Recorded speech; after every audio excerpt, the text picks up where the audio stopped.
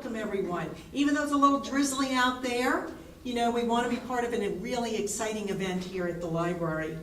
So welcome to Profitize Your Small Business. I also am a small business owner, and I am the president of Phoenix Learning Solutions. I do provide visionary solutions for corporations' learning and development needs.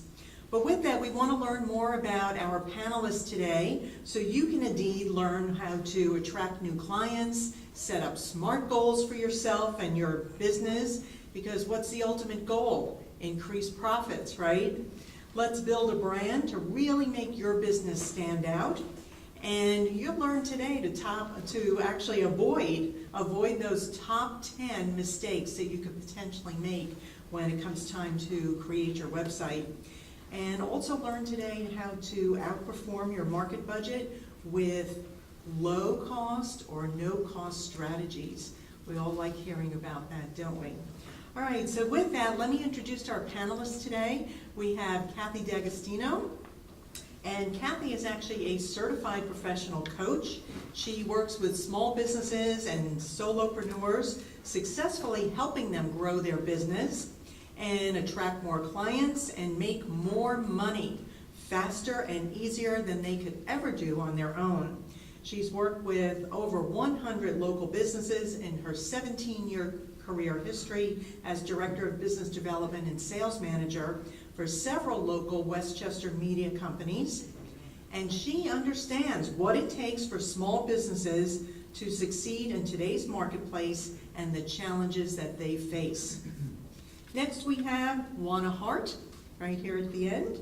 And Juana is actually a former television news anchor and reporter. Juana Hart is a business communication consultant and owner of J-Hart Communications. She specializes in helping small businesses and also nonprofit organizations get the visibility, credibility, and buy-in that they need to increase revenues. Juana also provides consulting, coaching, and workshops in marketing, media relations, presentation skills, and communicating change. And Juana is a public speaker and has presented across the U.S. and Canada. Next we have Janeen Violante. Yes, did I pronounce that correctly? Janeen has many years of experience. She put the number on here. Should I share? It's 3 decades. All right. After earning her degree in communication at Parsons School of Design, she has worked for several prestigious agencies, designing, directing, and managing high-profile brand programs for worldwide Fortune 500 companies. Janeen then launched her own company, which is Hudson Valley Graphic Design, and she does collaborate with small business owners, offering that New York City design on a local budget. Her strength lies in strong, strategic, and visionary thinking, and she creates brand identities and packaging that really does work in today's social landscape. And last but not least, Erik Contzius. And Erik is the owner of ZingMap, which is actually a division of Make Tech Better, Inc., which is a digital marketing, and he is a digital marketing consultant who builds and designs responsive and engaging websites for a wide variety of clientele. He has also served as a pulpit cantor for 18 years after graduating from Rutgers College and Hebrew Union College. And Erik transitioned to a new career to enjoy more time with his family in Upper Westchester. So I welcome all of you today. So Kathy, would you like to join us at the podium?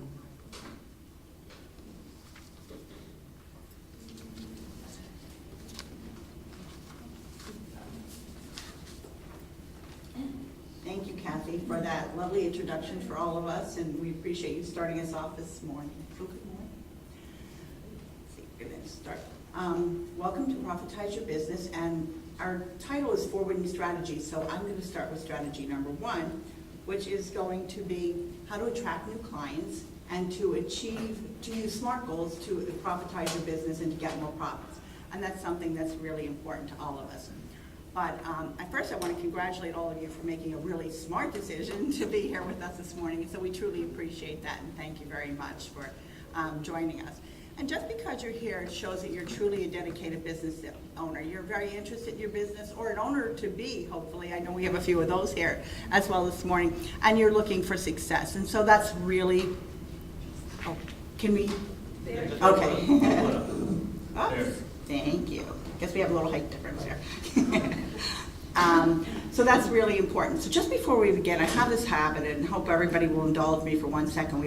I heard there was a lot of traffic out there, and we've been rushing. So if it's okay, I'm just gonna do a little bit of like a 10-second, like deep breath and close our eyes so we can all get on the same page. Is that okay with everybody if we just did that for like 10 seconds? So just deep breath in, close your eyes, and then we'll release.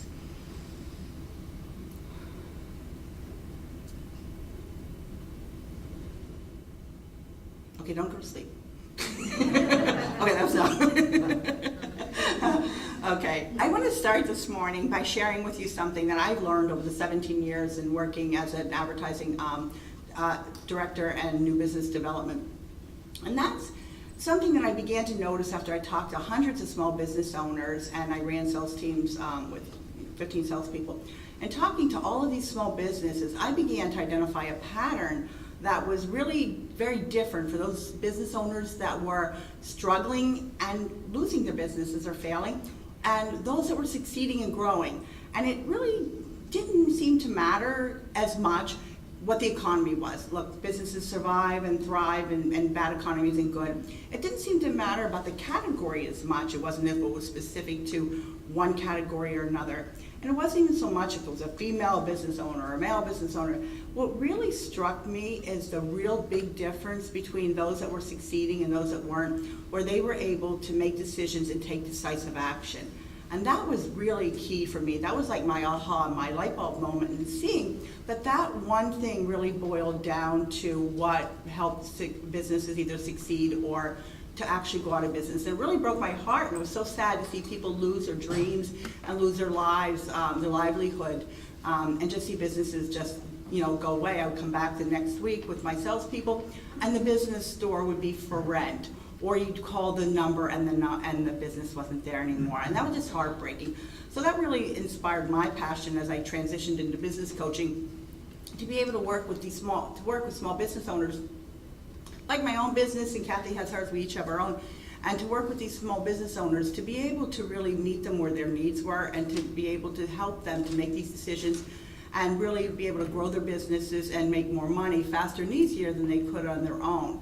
And so as a business coach, one of the things that we use are tools. We all have things in our toolboxes.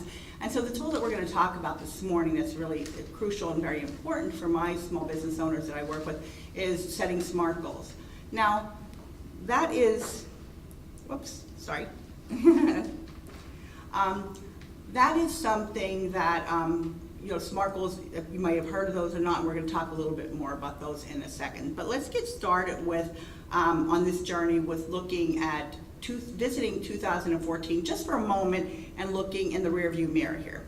So 2014, what happened here? So what we had is possibly if you're a small business owner, you might have had some strategic goals, you made some plans for your employees, maybe hiring or using a virtual assistant. You might have set some ideas that you have for product development, or maybe adding some new service offerings to add some revenue streams for your business. And you might have decided to look at systemizing your business, automating it, adding a CRM system, customer retention possibly, and tracking your pipeline. Maybe it was the first time you started doing that if you're doing email marketing and that type of thing.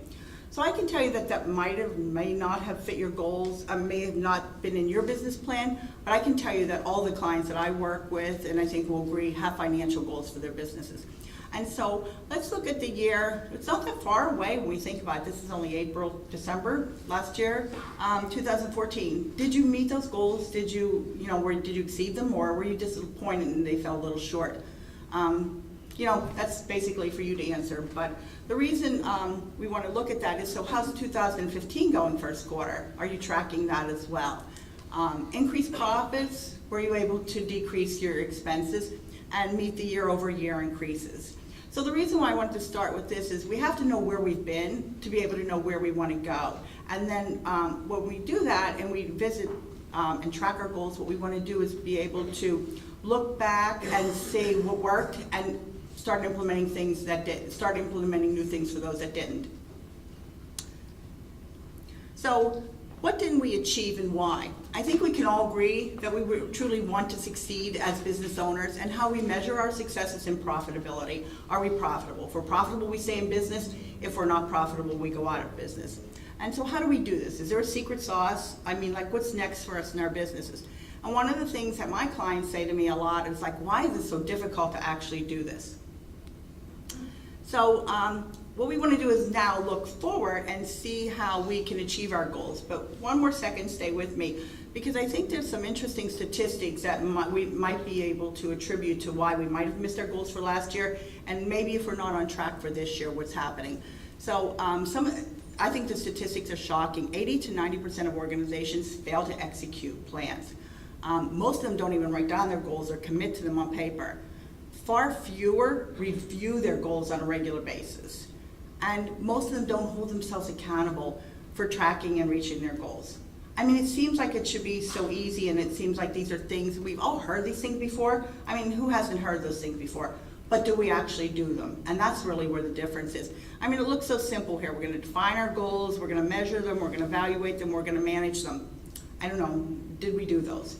And it's hard in small business owners. I think the last one's very telling. How do we hold ourselves accountable? If we're small business owners, we're the CEO of our company. Nobody, we don't have boards of, anybody here have a board of directors for this small business?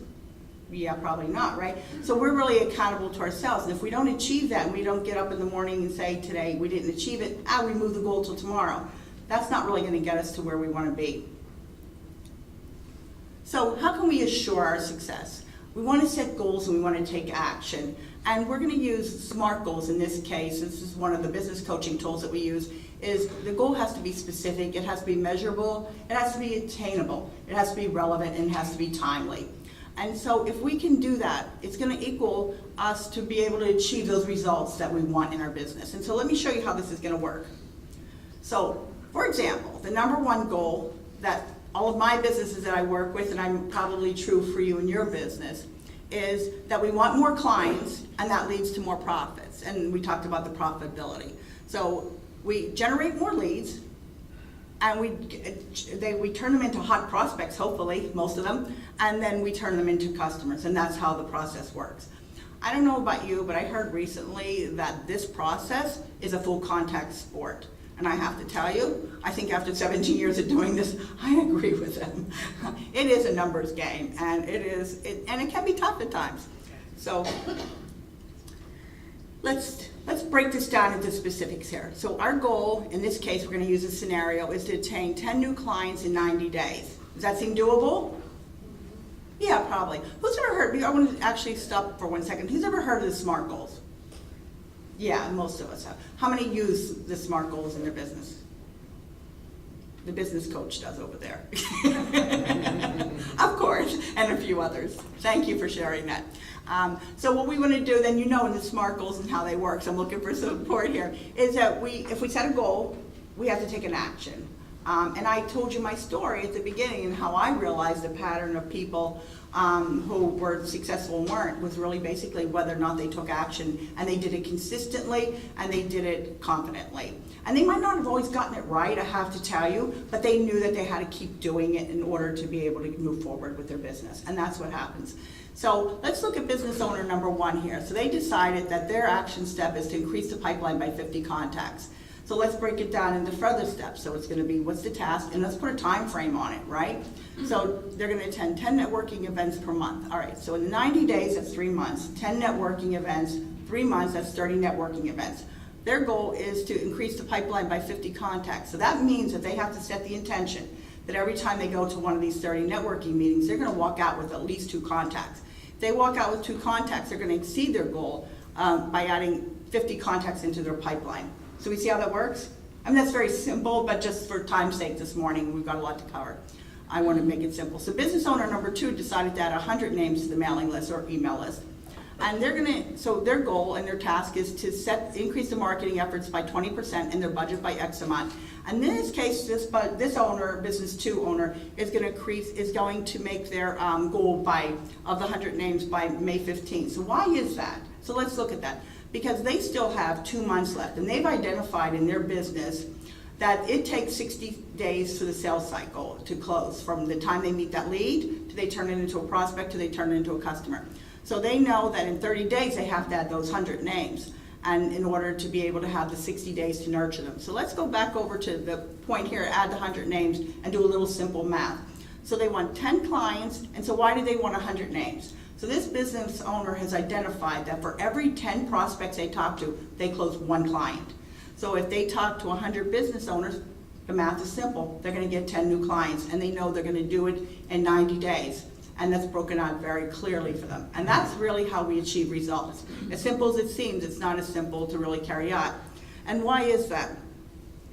And how does it work? So let's look at it really, really specifically. So the goal is to close 10 clients, to do it in 90 days. Is it achievable? Yeah, it's achievable because we've set a plan, we took steps, increased marketing, and added networking opportunities. Is the plan realistic? It is. But let me go back to way at the beginning of my start of my chat, and that was 80 to 90% of the business owners don't execute. So this is where a lot of people fall down.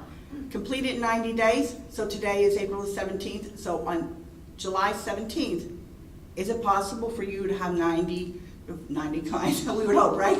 To have 10 new clients in your business in 90 days. And that's basically for you. So how will you achieve your goals in 2015? So that's really what this is all about moving forward. So what could be your next SMART goal? What could be your goal for the next 90 days? So when you go back to your office today, I'm going to challenge you with it, or ask you if you're willing to participate in this little exercise where you go back and set one SMART goal. It doesn't have to be your lifetime goal of a million clients, but what's realistic? It has to be realistic so you feel some level of success. What's the obstacle that will keep you from achieving it? Well, life gets into the way. The minute we set a goal, what happens? Resistance. So we decide we want to lose 10 pounds on a life goal. What happens? We get invited to the party of the year, right? We're going to finally put that money away for that vacation. You put that first payment in the savings account and go, that's my European vacation. The hot water heater happens. Exactly. So, that's life. That's it. So that's why number 3 is so important. What steps are you going to put in place? When you put that in place, that's really huge. But then comes the accountability. And the accountability for small business owners is a particularly big challenge because they really feel isolated, they're working alone, and who holds them accountable? I know that working with my clients, that's the one thing that we really do partner on. Because every Wednesday when I talk to that client, I'm like, how did you do with that goal? And they know that they're going to answer that, and it's really holding themselves accountable. But they also have to talk to me about that as well. And if they didn't, it's okay, because then we can figure out what got into the way, and that's sometimes just as valuable. And so the truth is, if nothing changes, then nothing changes. So in 2014, if you didn't meet your goals and it didn't work for you, and you're running your business again this way, this year, chances are you're going to get the same results. So I guess the other part of that might be if you don't plan, then you're planning to fail. And that's basically the difference between failure and success. So oftentimes, it sounds so easy, but I hear people say, I'm really interested in growing my business. I'm interested in getting more clients. But if you're interested in something, you'll do what's convenient, and life will get into the way. But if you're committed to something, you'll do whatever it takes. If you're committed to getting those 10 clients, you're going to do whatever it takes. If you're committed to really making your business profitable this year, bigger goals and starting to think big in your business, then you're going to do that. But it does take commitment. Any questions? Are we going to hold questions for the end? Okay, we're going to hold questions for the end. So I'd like to thank you very much, and I'd like to introduce Juana Hart now, who is going to come up and speak on the next winning strategy.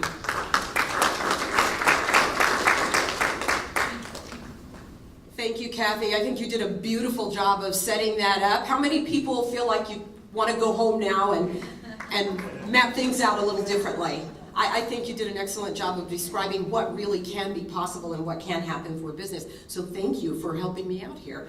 I am passionate about helping people understand how low-cost to no-cost methods of getting the word out about your business can really add some momentum for your business if it's handled in the proper way. And I'd like to start by saying, In my opinion, and by research, if something really, really, really works well when there are tough economic times, chances are it will work even better during good times. So what I'd like to do is just talk about a few things that happened during the Great Recession. There was a New York Times report at one point during the recession that talked about the film industry and what was going on there. And what was happening was that DVD sales were down overseas and fewer people were going to the theaters here in the US. So the industry leaders got together and said, we have to find a way to keep putting out films and drawing customers without spending so much money. And so many of the organizations laid off as much as 66% of their marketing teams, and they decided that instead of the expense of billboards and magazine ads and all of the things that they normally did to draw people into the theaters, they would put out foot soldiers who would go out and talk about films and generate earned or free media coverage.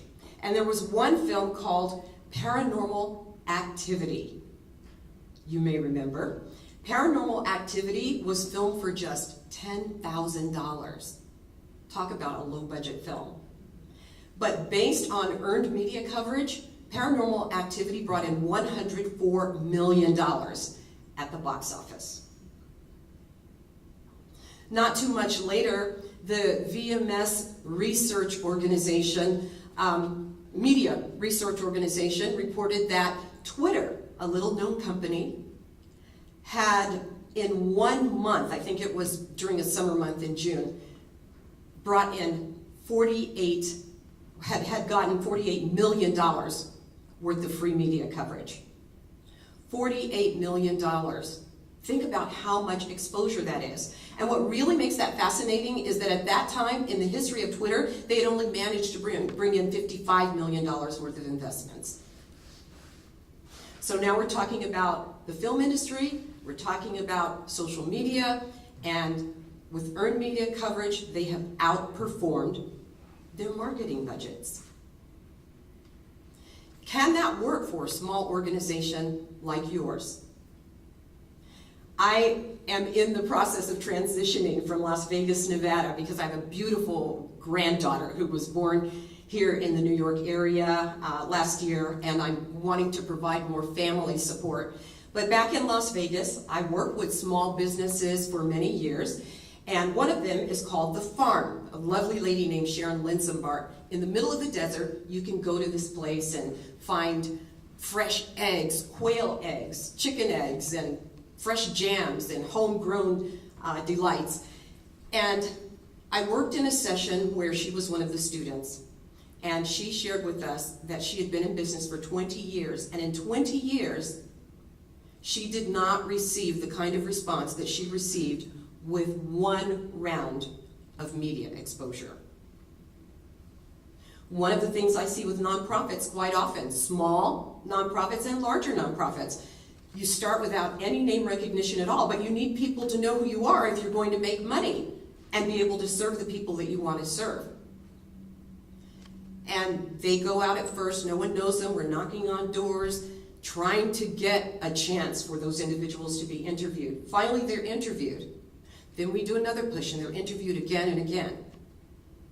And things change for them. One day, they wake up and the phone is ringing and it's the media calling them. We're talking about the issue that you are concerned about, and we would like to hear from you. They're outperforming their marketing budgets. It's what happens when the advertising dollars run out. You have to get very, very creative. You've got to increase your visibility if you want to boost your bottom line. It's about sharing your message consistently, everywhere you can, in every way you can. First of all, before you go out, you want to make sure that you're offering a valuable product or service that people truly feel helped and supported by whatever you do. It's not unusual for a small business owner to say, oh, I think everyone would like this product or that service, so I'm going to offer it. And then they're wondering why people aren't beating down the doors. So first, you genuinely want to be of service. And then you want to share your message, your story, the results you can help people achieve. And as a result, your organization can grow. I talked about earned media coverage. It's just one of the many, many low-cost to no-cost ways to get your word out. I like to use media because it's one of my favorite ways, and I think it's one of the clearest ways to illustrate that process and what you can expect. And it's like any marketing effort. For your return on investment, you have to be willing to be consistent, because it's not that you put out an ad or you get seen on television and then suddenly everyone's flocking to your door. It's a slow, steady, consistent process. Some people are afraid to market because they already have so many clients, they don't know what to do. They want to grow, but they're afraid to take on someone immediately, so they stop serving clients for a while. The contracts dry up, and oh no, where's the next money coming from because I haven't been marketing? So it's got to be consistent, and it grows over time. Immediately, for example, when we're talking about earned media coverage, when you get your first coverage, you get a spike in telephone calls maybe, or website visits, or maybe you grow your list of subscribers. It depends on what your call to action is and what you're looking for, but you'll see that spike immediately, and that will happen every time you have a campaign. Gradually, as you get more and more exposure, whether it's social media, whether it's article marketing, whether it's earned media coverage, you will be able to increase name recognition. Your name starts sticking in people's minds.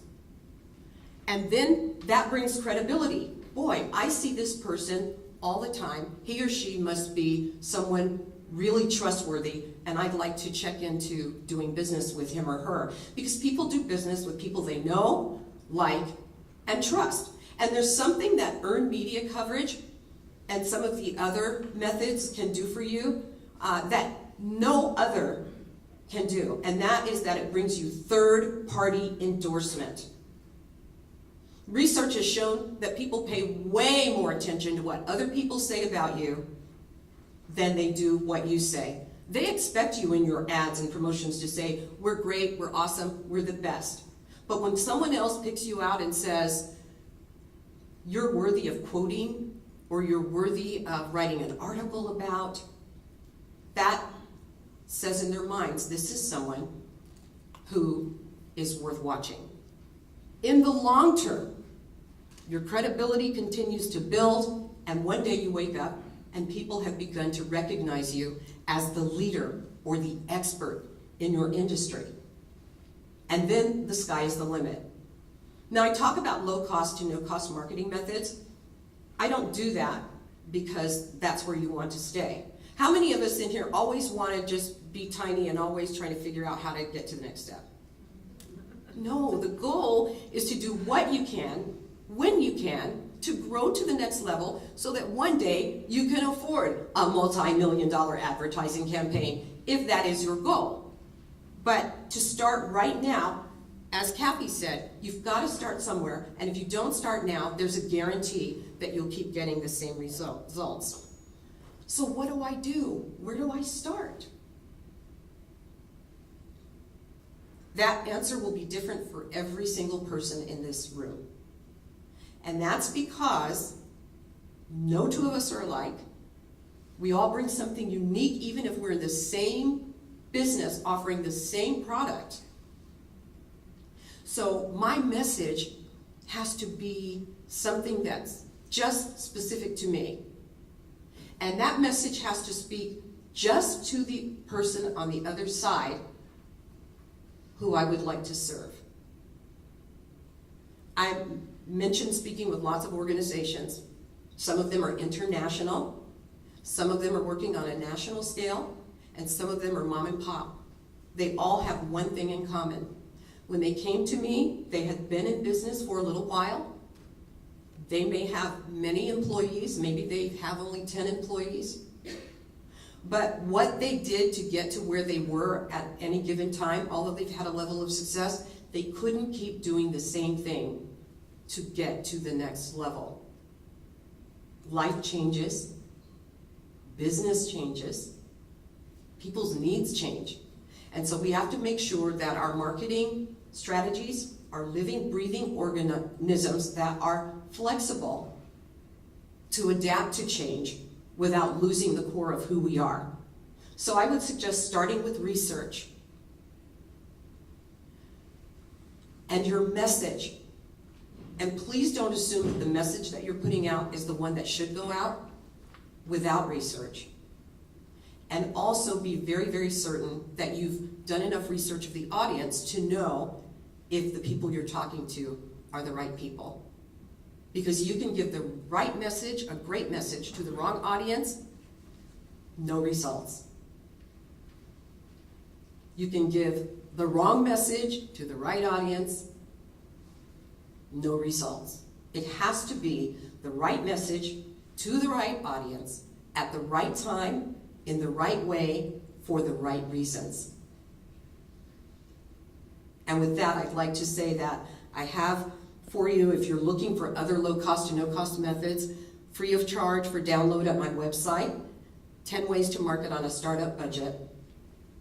And you may not be able to launch into all 10 at one time, but pick 1 or 2 or 3 and start doing something different today. And I believe you can achieve better results in your business starting right now. And now?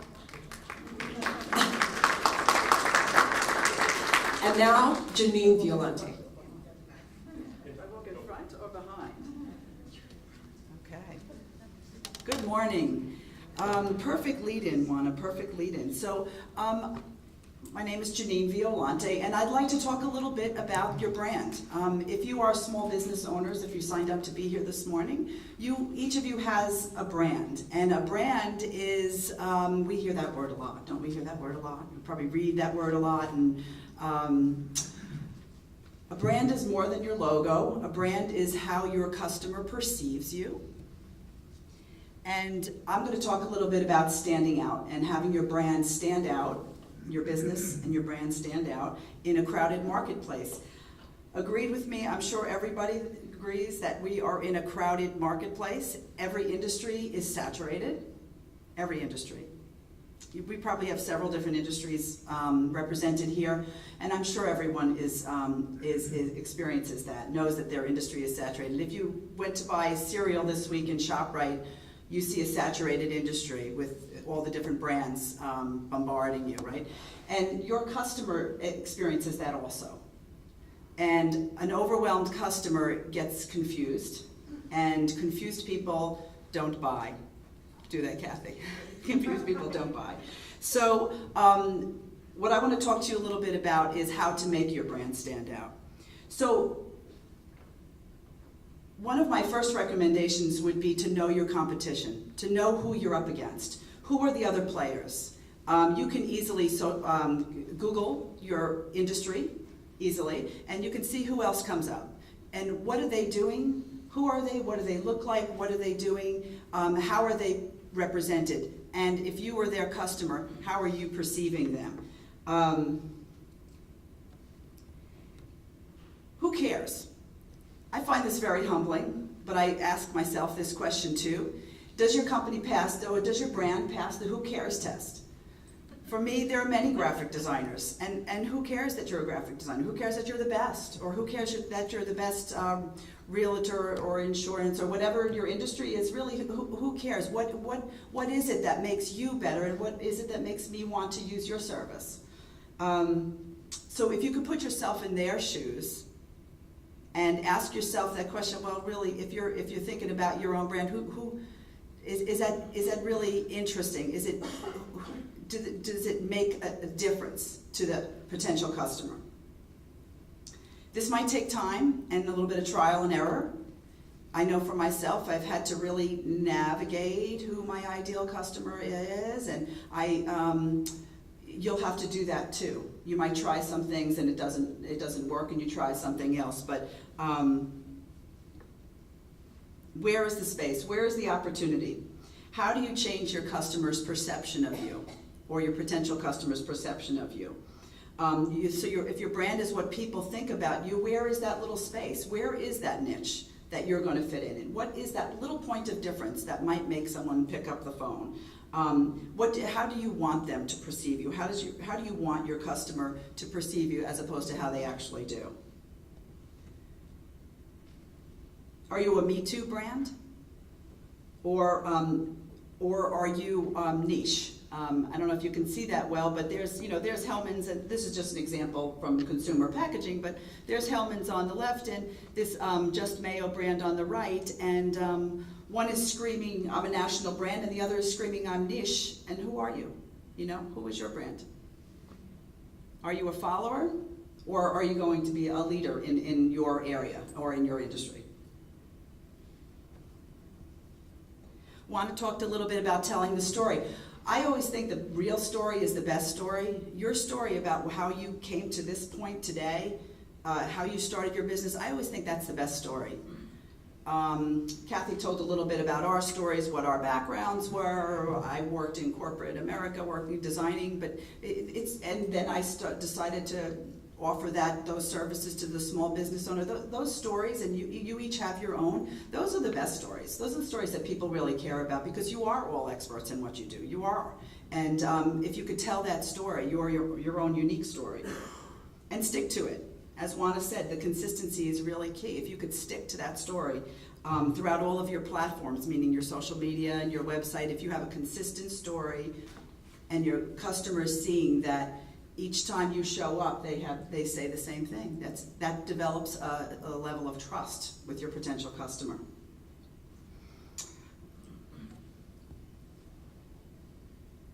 So your name. I remember when the first time that my neighbor mentioned called Target, he called it Target. And your name. If your client can attach a nickname to you, that's an endearing quality, that your name has to be memorable and unique. So that's an interesting thing, to look at your name and to think of, is it legible? Do people understand it? Are they going to perceive it? Or because if it's confusing, people just click off and click to the next one. So if you could keep it unique and memorable and easily understood. What do you want your impact level to be? Are you screaming or are you whispering? I have 4 children, and there were times when they were all young that I would just lower my voice and say, now it's time to pick up the toys. And that had as much impact as when I was saying, now it's time to pick up the toys. So what is your impact level? And what do you want it to be? And what is the best for your business? Your tagline, I bet you could all tell me this tagline, right? Should we say it in unison? Right. So just do it. That's if you could, can you say what your business does in 3 to 5 words? Can you put it into that? Because that would be great. Quick tagline tells people, boom, this is what I do. Because confused people are confused and they click past it. They click on. Color. Color is a wonderful opportunity to represent your brand and to announce your brand. It's just as easy to buy orange pens and orange folders and orange Post-it notes as it is to buy any other color. So if you can own a color. You can own a color, just as UPS owns brown. I think it's interesting what Optimum is doing now with the trucks, how they have all those colors. I think that's fabulous. I love that, because they decided we're not going to own a color, we're going to own every color. And why not? Isn't that wonderful? Maybe not for small businesses like us, but that's an example of owning a color or owning a non-color, owning many colors. But wear your brand, wear your color, use color to your advantage. The power of icons, in this social media world, icons quickly communicate very quickly, right? They communicate what I do quickly, or they represent who I am, even if it's a tree and I'm not a tree company. I might be strong and have many branches, and that in that way, that would represent that company. So icons are quickly recognizable. And can you utilize your icon in social media or have it show up in your brochure and other places that would have the characteristic of your company. So we want to create brand ambassadors. That's what we really want to create. People that are loyal to your brand, love your brand, and then tell others about your brand. So customers who are loyal to your brand will promote it to their friends and to their peers. So in order to stand out in a crowded marketplace, be consistent and tell your story, tell your real story, and tell it quickly. And with that, I'm going to introduce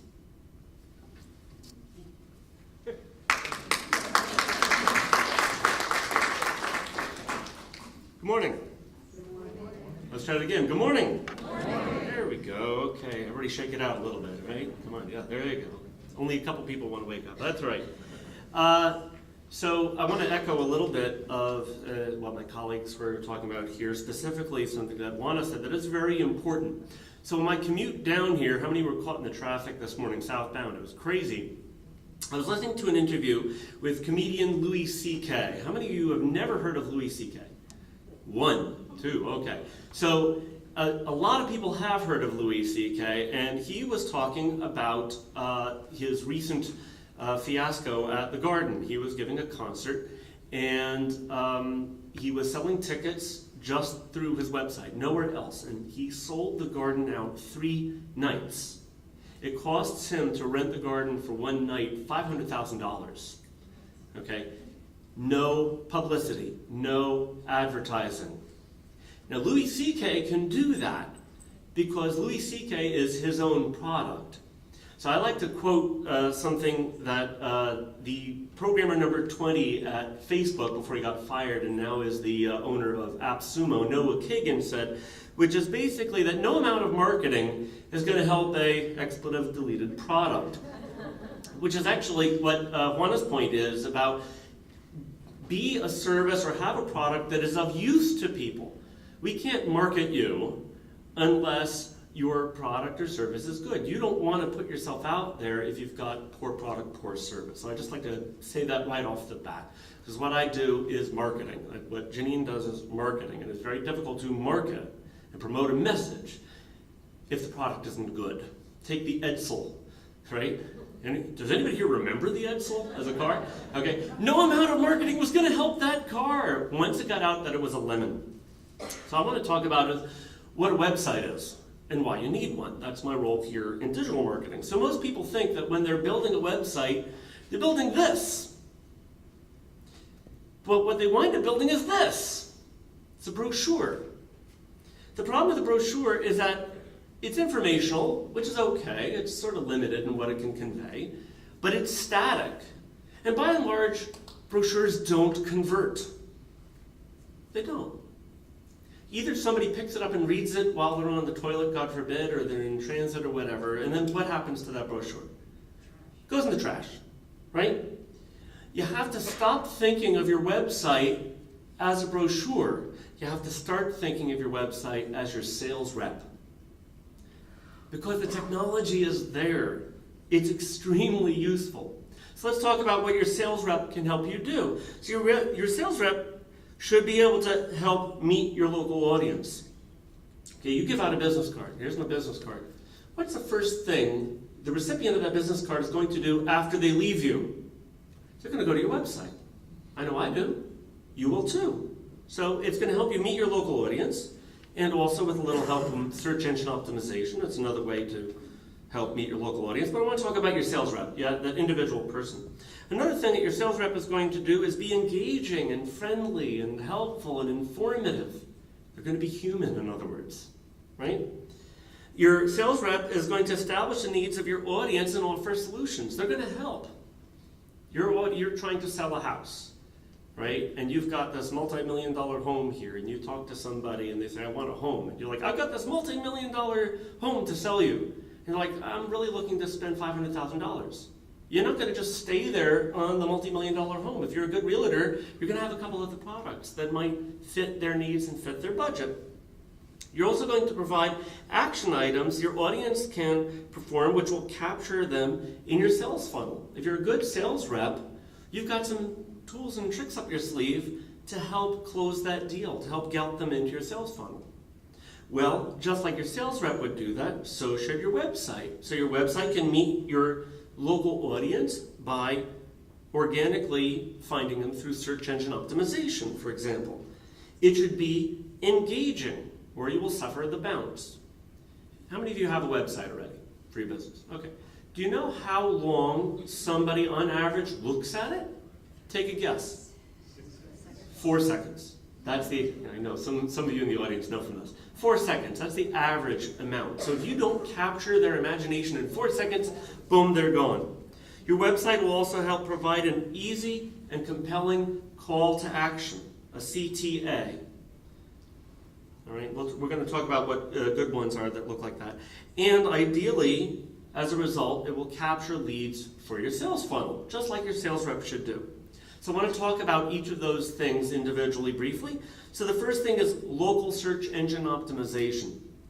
So the thing is that when you hear SEO, first of all, anybody that promises you anything on SEO, maybe they work for Google, because Google keeps changing the rules constantly.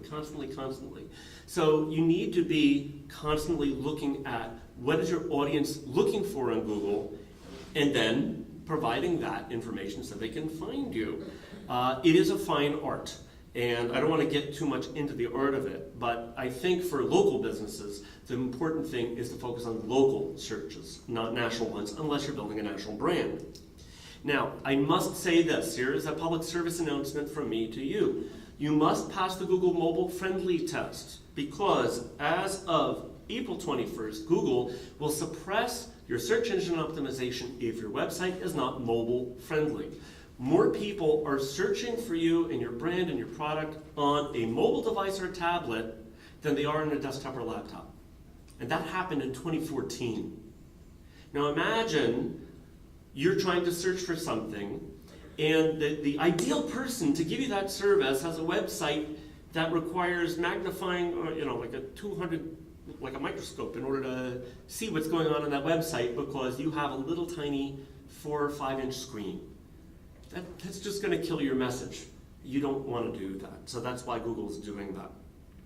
Being engaging. You've got a 4-second bounce. How do you avoid the bounce? Well, a big thing that I promote here, you'll see, we've got this, that's not an ordinary picture. There's something I want to press there, yes? It's called video. Is there anybody here that has never watched television in their life?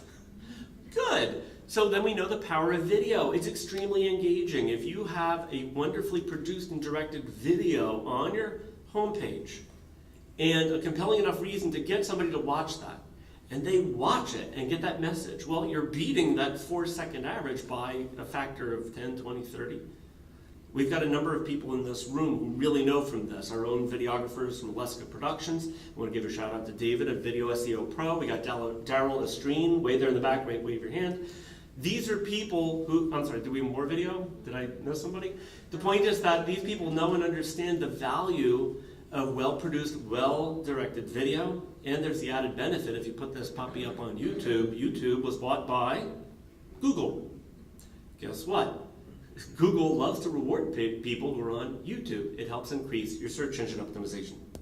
Now the next thing you have to do is when you're creating a website, you want to make sure that it is engaging. So I want to point out some elements of a well-designed marketing website for your product or service.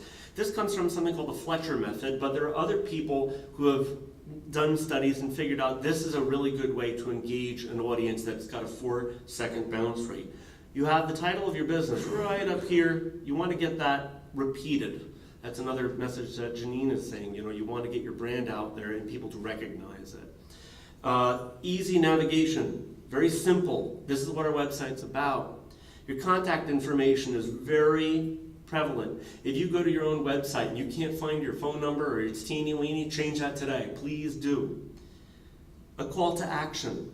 We're going to talk about those in just a second. Trust icons are really important because if people can see immediately that you're rated in the Better Business Bureau or you've got good reviews or good clients that you work with, those symbols not words, symbols communicate very, very quickly. Having your actual bio, your actual video, no stock images, greet your audience as you. The product won't sell you as much as you will sell you. And if you're a little camera shy, there are ways to get around that, as long as it's your human message. Another call to action, that's that lead magnet, that thing, that deal, that book. Juana's doing it right? You go to her website, she's offering you a free book. It's information. It's going to distinguish you as an expert in your field, and it's going to be a way that you can then garner leads. And then finally, again, having your exact address, your exact phone number. All of these things are really important to have on your homepage. I talked about calls to action. Well, what are some really good calls to action? I can't tell you how many people I know on their website, they have, call today. Yeah, really? Everybody's saying call today. That's what your business card says. Call me now, call me now. Why? That's a pretty weak call to action. Same thing with free estimates. Is there anybody charging for estimates now? I mean, really? 21st century? How many of you have actually been told this will cost you for the estimate? And you do, right? And what do? Click. Right? That's a lousy call to action. Let's look at some good calls to action. Get this thing now. The low-hanging fruit, this product, this service, this little tidbit, you're going to get it right now. Great call to action. Get a discount now. Those are pretty effective. They still work. People like free things or discounted things. And if you're going to give away a free thing, download now, make sure you give a value to it. A lot of people say, get this thing free. Well, as the customer, you know what free is worth to me? Zilch. Tell me how much that thing is worth. If your consultancy fee, for example, is $150 an hour, and it took you an hour to make this thing that you're giving away, guess what? It's a $150 value. Absolutely free. More compelling. And of course, a really good call to action, see it in action. If you're in a service industry and you want to show people, let's say you do excavation, show a video, just give me your email address and I'll show you a video of how we can do this thing for you well. Or how you can get this thing or do this thing for free, whatever it is. These are positive calls to action. The next thing you have to do, when you have a brochure, it's static. I printed 5,000 of these things and they're not converting. Well, it's going to cost you to print 5,000 more, test that one, and then print them out, give them away. Another waste of money. Your website, you test, you revise, you test, revise. Once you put it up there, see what's going on for a month, and then put up new content or rearrange it. How can you do that? How do you know how to do that? So this is Make Tech Better. By the way, I mentioned my business is a DBA, doing business as ZingMap, a digital marketing agency, because Make Tech Better used to offer a lot more diverse technical services, including Salesforce. And since we're phasing that out, we wanted to rebrand. That's why we're called ZingMap, a digital marketing agency. But this website is now live and good. But how do I know what's working and what's not on this page? You could look at your analytics to see how people found you, but how are people engaging? Well, I can install something on the back end, and you can too. This is absolutely free. That's a heat map. You can see what buttons people are clicking on, where they're being engaged. And what you can't see, unfortunately, some of the weaker dots are because of iPads, because anytime you scroll up and down on your pad, it leaves a little footprint. The video in the middle actually does convert. I have different analytics for that. I can see how many times somebody's watched that video, what parts they've repeated, and at the end of that video there's a little call to action. But you'll notice the contact information, big bright dot. My blog, big bright dot. Salesforce, the buttons as they're constructed are working, and in fact the map today looks even a little bit different from 2 weeks ago. So that's something free that you could do. It's at, I believe, Sumo King. You could look that up. You could find me later. I'll find you the direct link.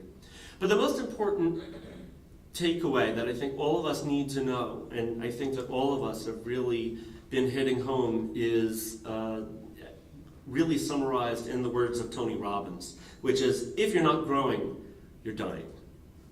All of our organizations, you can't market enough, you can't grow enough, because as soon as you say, we're at the right level, that's when you start to lose client interest. That's when you start to lose brand interest. That's when you start to be lazy and lean back on your heels. If you're not growing, you're dying. It's very important to keep growing. And now we're going to open it up to questions. So we want to invite back up our panelist leader. Thank you.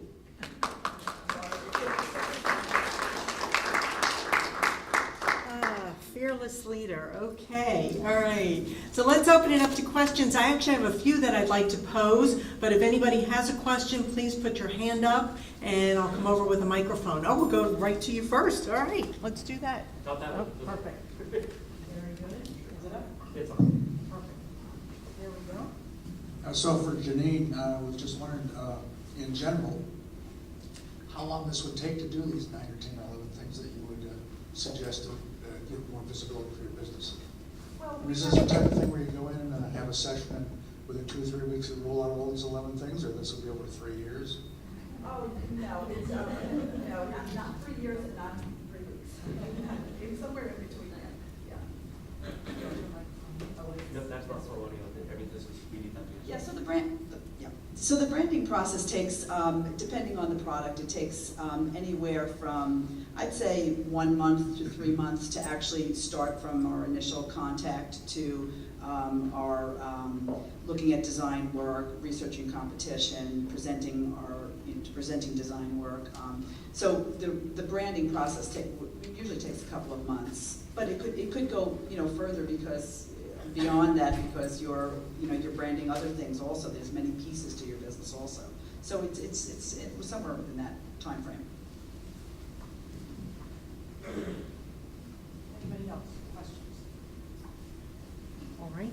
Oh, we have one in the back. Yeah, sure. In the back. Very good. Thank you. Number one, I want to thank you all. This was a great presentation. My name is David Vogel. I'm a Video SEO Pro, and my question, I guess, is for Erik. You were talking about your website as your sales force, if you would, your salesperson. And one of the things that we're looking at as a business is of truly automating that and simplifying that process. You have a great website, you have a call to action, you have people put in their name, their email address.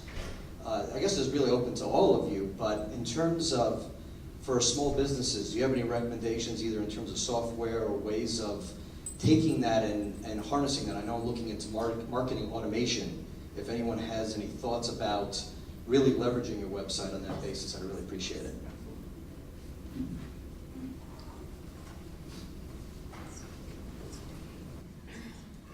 Thank you, David. He was not a plant. I didn't know that was right. But I like to give very practical advice. You want to look for drip campaigns, like that specific terminology. How many of you have an email list? Like it's just a spreadsheet or something like that. How many of you have that in something like Constant Contact or MailChimp? Great. So Constant Contact, MailChimp, Aweber, all of these systems. And how many of you don't have that? All right. So if you don't, a free service is offered by MailChimp. I personally use it because they recently are using a new way to email things out so it doesn't get caught in the spam filters. But what you can do is set up automators.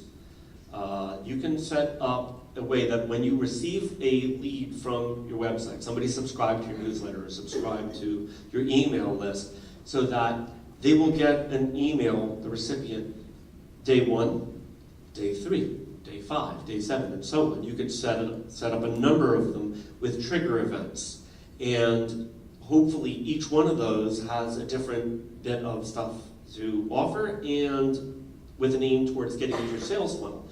So a really good example to effectively use this is on day 1, you signed up for the list and it says, hi, so-and-so, by name, because you have their name hopefully. I hope you don't mind, I'm going to be sending you some really cool ideas that you can implement right now for my services starting today. So look for your email tomorrow, and then tomorrow comes and you get an email. Great, and then you read it. And hopefully, if you have some links in that email, you'll be able to track the clicks. You'll be able to track how they're interfacing with that email and able to maximize that for other potential clients. As you do these more, you could also do something called A/B or split testing, which is to say that, let's say you have 100 people in your email list, and you want to then find out what's the most effective way to get somebody to open that email. So, and I demonstrated this in the call to action. You could say, open this email for something free, or then open this email for something free, a $29 value.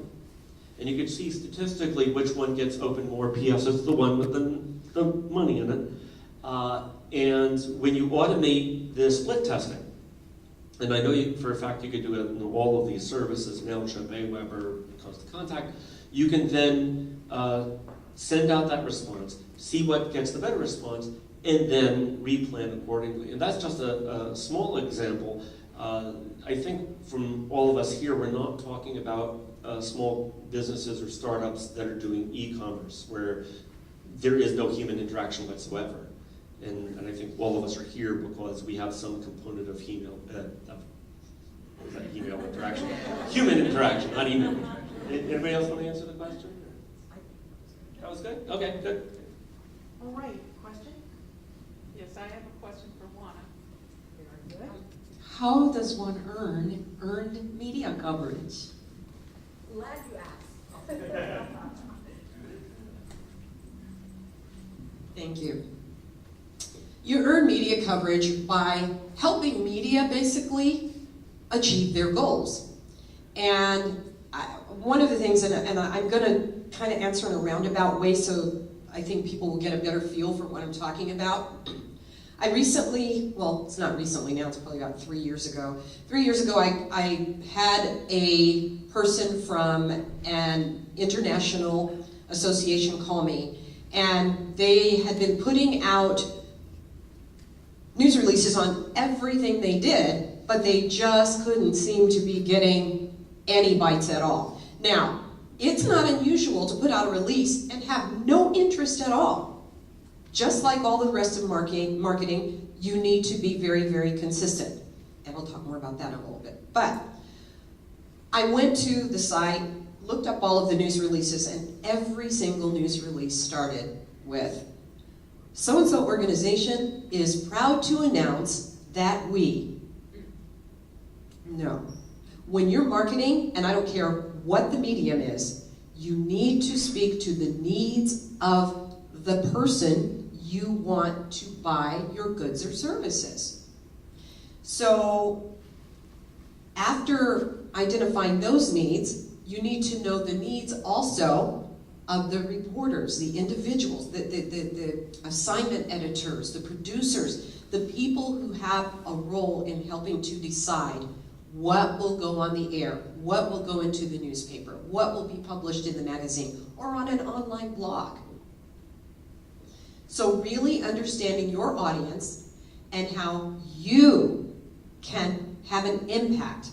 People buy based on certain types of emotions or needs. They want to save money. They want to save time. They want to feel smarter than the next person. They want a better family life. The list goes on and on and on. So when you have a release, it needs to speak professionally so that a journalist comprehends, and it needs to make it easy for that journalist to follow up on your story. In other words, the more legwork you can help them do in advance, the better.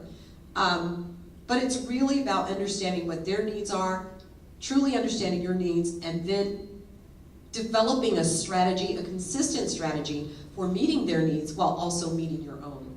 And I have another little resource today that I just brought with me. It's just a little old Word document, and it's called Before You Contact the Media, 10 Questions to Answer.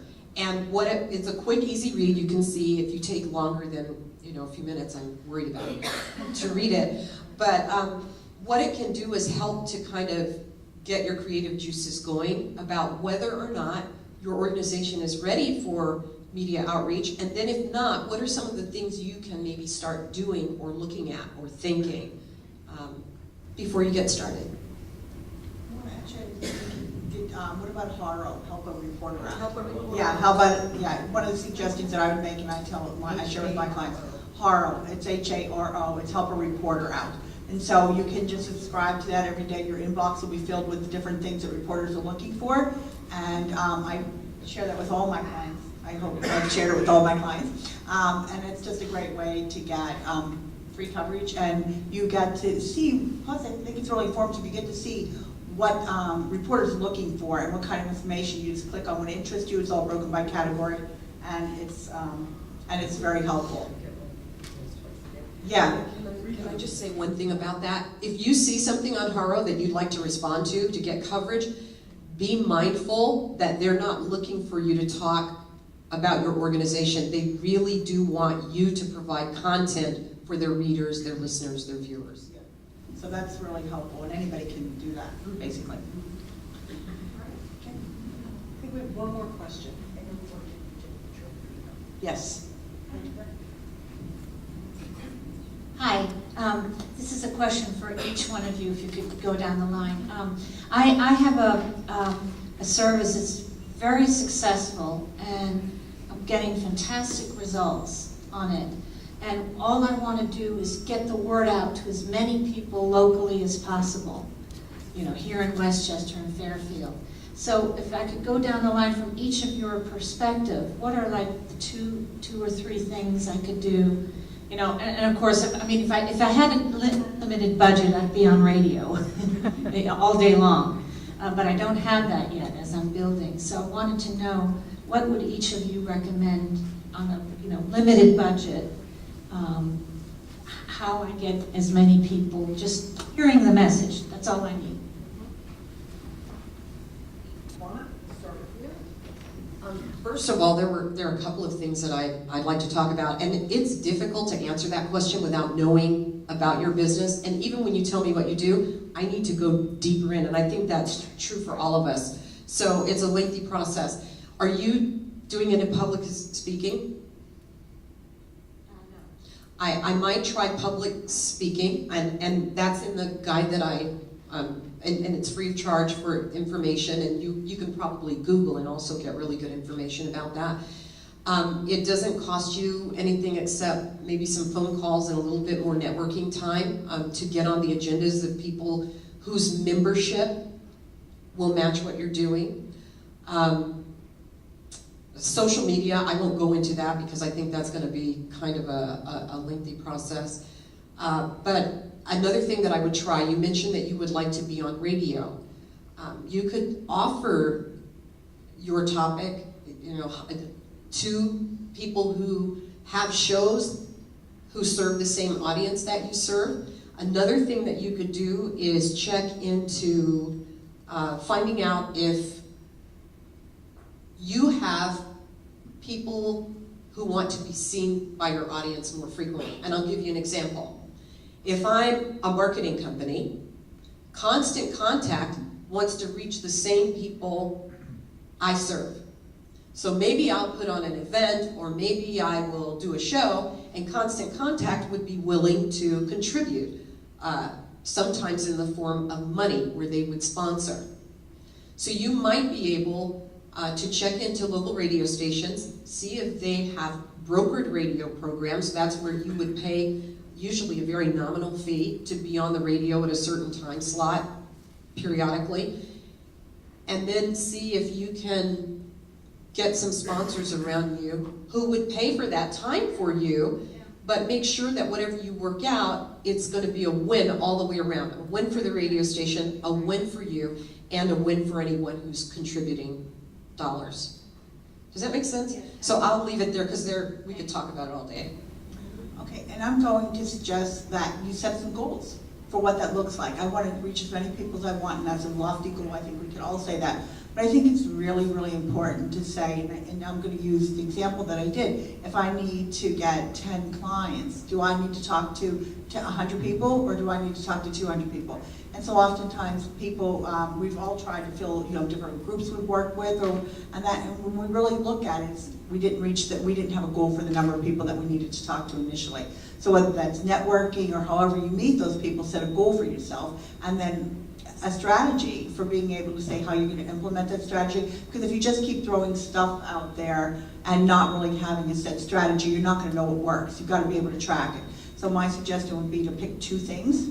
what, so maybe something Juana said, somebody else said, but set a goal for each of those, set a strategy, and measure it, and say, for the next 30 days, I'm gonna do this, and so really take consistent action. And I do believe that taking action is important, and following through.